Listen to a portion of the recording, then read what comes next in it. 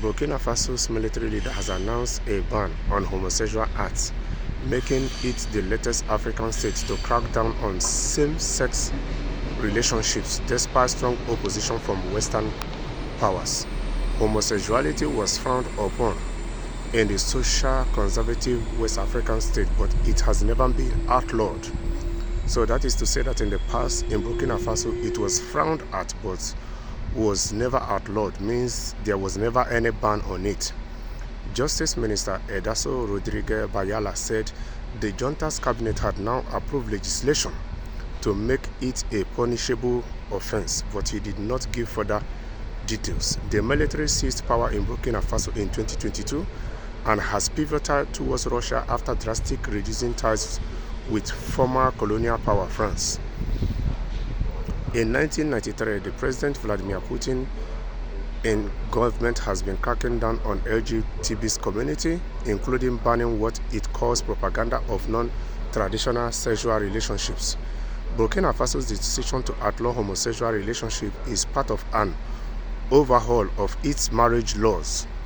So, according to Burkina Faso's marriage law, practice of homosexuality is against their marriage law. That is what they are trying to tell you in essence. The new legislation, which still needs to be passed by the military-controlled parliament and signed off by the junta leader Traoré, only recognizes religious and customary marriages. That is to say that Burkina Faso only recognizes traditional way of marriage. That is to say religious-wise or customary-wise. Yes, and anything outside that, it is punishable by law. Henceforth, homosexuality and associated practices will be punished by law.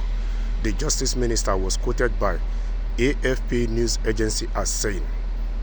So, this is the latest news from Burkina Faso, and this homosexuality that was frowned at before but was not outlawed or was not criminalized in the past is now being outlawed in Burkina Faso.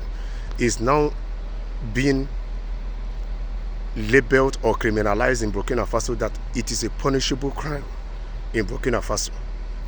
That is one of the ideas or legislation that the junta leader is implementing, and of which you know that Western powers will be against it, but this young man has a certain courage that a whole lot of young Africans admire from him, or that is what drives most young Africans' admiration towards him, because he reminds us so much about Thomas Sankara.